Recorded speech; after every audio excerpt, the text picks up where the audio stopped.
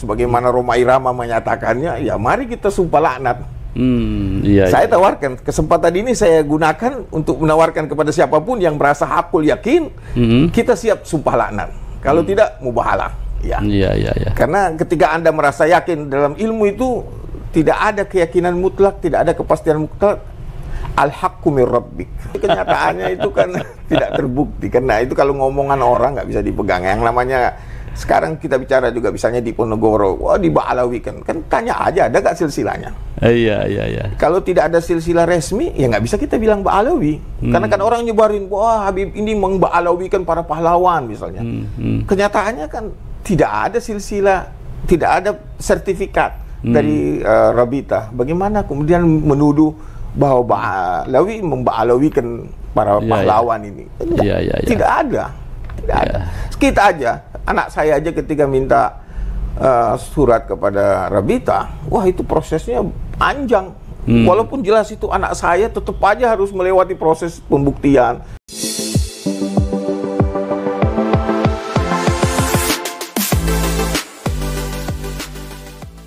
Assalamualaikum warahmatullahi ta'ala wabarakatuh. Habib Agus Abu Bakar setelah mengetahui jenis haplogrupnya GM201. Di sela-sela komentar beliau tentang adanya ilmu genetika tes DNA, ternyata beliau juga menyinggung sosok Rhoma Irama yang ikut campur dalam masalah polemik nasab. Kata Habib Agus Abu Bakar, sebaiknya kalau memang Rhoma Irama hakul yakin terhadap batalnya nasab Ba'alawi, dia harus mau bermubahalah atau bersumpah laknat. Bahkan nasihat kepada Rhoma Irama disampaikan oleh beliau, jangan tergesa-gesa mengambil suatu kesimpulan, dan kalau tidak memiliki ilmu di bidangnya mengenai tentang ilmu nasab, tidak usah ikut campur dalam urusan masalah polemik nasab ini. Nah, untuk selengkapnya teman-teman, mari kita simak penjelasan komentar Habib Agus Abu Bakar terhadap Rhoma Irama, dan kepada siapapun beliau menyampaikan agar berani bermubahalah atau sumpah laknat kalau memang mengatakan dengan hakul yakin nasab Ba'alawi itu adalah batal. Nah, untuk itu mari kita simak penjelasan dan komentar beliau dalam video berikut ini. Kepada Fatimah ya radhiyallahu anha, beliau dipesan oleh Nabi, ya Fatimah, jangan sampai orang lain datang membawa amalnya, kau datang membawa nasab. Jadi Ali sudah wasiat tuh, jangan sampai kamu ini kan pewaris secara ya keturunan, kamu hidup dalam lingkungan ya. Hasan Hussein ini pewaris Nabi. Ya kan. Jangan sampai orang lain mendahului kamu beramal menurut Al-Quran. Begitu juga Imam Ja'far Shadiq. Beliau mengatakan, jadilah kalian itu perhiasan buat kami, jangan menjadi sumber celaan buat kami. Kalau memang kalian itu adalah anak keturunan dari Nabi, jaga kehormatan Nabi. Ya, jaga kehormatan Nabi. Tapi kan itu potensial. Semua keturunan Nabi Yakub ada anaknya saja 12 orang, 10 ndawir.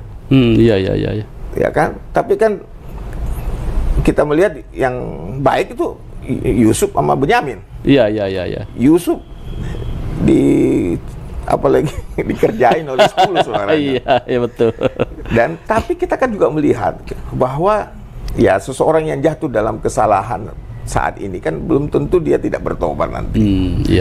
Karena bisa saja ya, buktinya kan 10 orang saudara Yusuf kemudian dimaafkan oleh Yusuf, diterima dengan baik, kemudian dihargai. Jadi kembali jadi orang baik. Baik. Jadi jangan juga melihat ada seseorang yang jatuh dalam kesalahan, kemudian kita anggap wah ini orang sudah jadi penjahat seumur hidup. Ya, nggak bisa. Kedua, apalagi kita generalisir semua keluarganya sama jahat. Baik. Itu kan bahaya. Sebentar. Silahkan. Baik, Habib Agus Abu Bakar Al-Labsi ini memang hasil tes DNA haplogrupnya adalah GM201.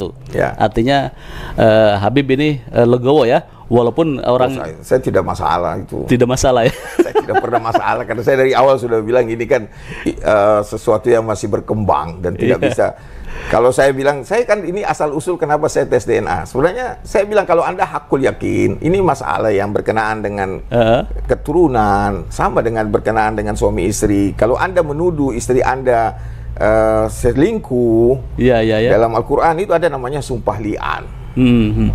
Kalau Anda punya bukti, tapi kan bukti tidak selalu cukup karena misalnya mengatakan selingkuh itu harus 4 orang saksi. Betul ya. Ya kan, 4 orang saksi itu baru bisa diambil sebagai apalagi bukti. Bukti ya. Kalau misalnya seorang suami lihat istrinya berselingkuh, dia sendiri yang melihatnya, tidak ada orang lain, dia nggak bisa. Iya. Nah kalau dia memaksakan pendapat dia bahwa istrinya selingkuh, dia harus siap sumpah laknat. Ketika seseorang menuduh keturunan orang lain rungkat dan kemudian mengatakan bahwa wah ini bohong, berarti kan sama dengan menuduh tadi orang lain bohong dalam Al-Quran. Dalam kondisi seperti itu sumpah laknat. Sebenarnya awalnya saya kenapa teori ini, sebenarnya saya bilang dasarnya saya bilang seperti itu, bahwa kalau Anda mau bicara masalah keturunan ini kan sama dengan menuduh. Kalau Anda mengatakan keturunan orang itu rungkat, Anda tidak mempunyai bukti yang pasti dan tidak disepakati oleh banyak orang, hanya Anda sendiri, ya Anda harus juga siap untuk kalau meyakini dengan pasti, hakul yakin, ya kan Anda harus siap dong terima risikonya. Seperti seorang suami menuduh istrinya selingkuh, ya dia harus siap sumpah laknat. Kalau tidak tapi tidak ada yang berani menerima sumpah laknat itu. Saya nawarin, saya bilang silakan kalau ada yang menuduh, saya tidak memaksakan diri. Kalau bagi saya, kalau memang saya keturunan saya salah, lebih baik saya mati aja. Bagi saya, biarkan kita bawa keluarga kita, satu keluarga kita mati semua. Mau hitung berapa hari, 40 hari atau 1 tahun, kita bisa. Silahkan. Karena kita tidak menganggap ini kan masalah kehormatan juga, karena menyangkut orang tua kami yang mewariskan catatan buat kami. Dan kita menghargai orang tua kami. Kalau Anda menuduhnya salah dan memastikan hakul yakin sebagaimana Roma Irama menyatakannya, ya mari kita sumpah laknat. Saya tawarkan kesempatan ini, saya gunakan untuk menawarkan kepada siapapun yang merasa hakul yakin, kita siap sumpah laknat. Kalau tidak, mubahalah. Karena ketika Anda merasa yakin dalam ilmu itu, tidak ada keyakinan mutlak, tidak ada kepastian mutlak. Al-haqqu mir rabbik. Kebenaran mutlak hanya milik Allah. Nah, ketika kita berselisih, mari kita selesaikan, minta kepada Allah yang menyelesaikan di antara kita. Itu yang diajarkan oleh orang tua saya, dan dalam agama pun itu yang saya pahami. Seperti Bang Roma juga memang podcast sekarang juga ramai nih tentang nasabah Bang Roma. Karena dia mengatakan hakul yakin, itu kan tingkat keyakinan tertinggi sebelum kamalul yakin. Dia nggak berani bilang kamalul yakin, dia belum sampai ilmunya kepada kamalul yakin. Jadi komentar terhadap Bang Roma bagaimana ini? Nah, saya melihat terlalu tergesa-gesa juga. Masalah yang seperti ini sebaiknya kita jangan masuk terlalu dalam, kecuali dengan ilmu yang betul-betul memadai. Apalagi ini menjadi sumber fitnah, ini akan menjadi masalah nanti. Dan saya melihat juga ini suatu hal yang mengkhawatirkan ke depan. Karena kasus ini hanya di Indonesia yang muncul seperti ini.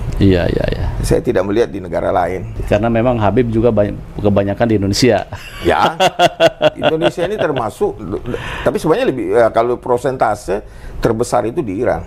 Oh, pastilah karena dekat di Iran. Karena masalahnya di sini, geografisnya kita di situ. Ini kelemahan kita punya pencatatan. Kan kita tidak mau mencatat keturunan dari perempuan. Sebenarnya keturunan dari perempuan itu tetap adalah zuriyah. Tapi memang nggak boleh memakai gelar sayyid. Hanya kan ini harus di-clearkan dulu. Kalau namanya sayyid itu harus secara konsisten, itu keturunan, garis keturunannya dari laki-laki semua. Jadi dia mau warisi DNA-nya dengan jelas. Sekarang kalau kita lihat misalnya Roma digelari sayyid, bahkan wali Allah misalnya. Kalau wali Allahnya Allah yang tahu. La ya'riful wali illal wali. Tidak ada yang tahu wali. Tanda kutip lah. Tanda kutip.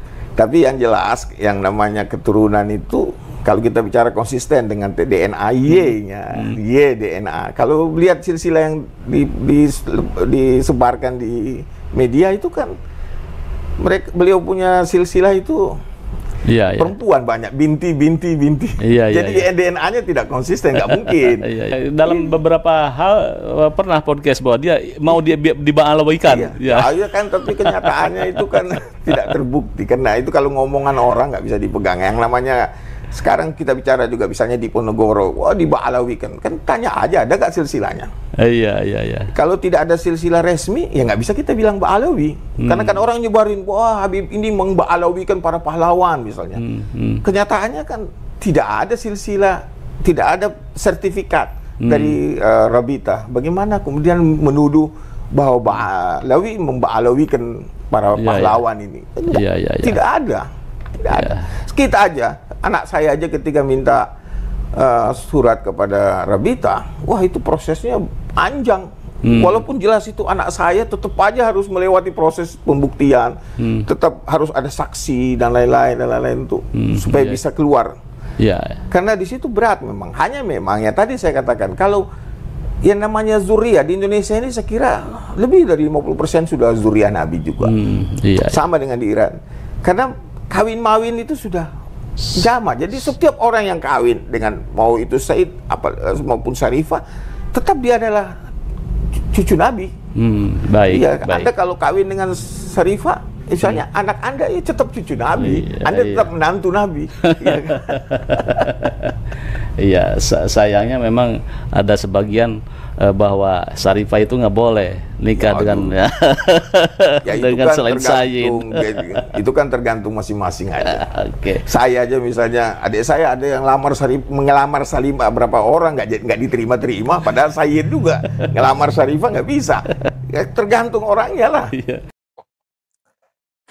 Habib Agus Abu Bakar tampaknya tidak terlalu mempermasalahkan hasil tes DNA beliau karena posisi yang beliau ambil sekarang justru mempercayai buku catatan nasab beliau yang secara turun-temurun diwariskan kepada beliau dari mbah-mbah beliau, dan Habib Agus Abu Bakar menantang siapapun termasuk Rhoma Irama spesifik agar mau bermubahalah atau sumpah laknat kalau memang sudah hakul yakin, seyakin-yakinnya bahwa nasab Sadaq Ba'alwi itu batal. Nah, itu ditantang oleh Habib Agus Abu Bakar. Nah, itu saja teman-teman. Kalau ada yang ingin sampaikan terkait dengan komentar penjelasan dari Habib Agus Abu Bakar yang barusan kita simak, silakan tulis pendapat-pendapat kalian di kolom komentar. Sekian dari saya.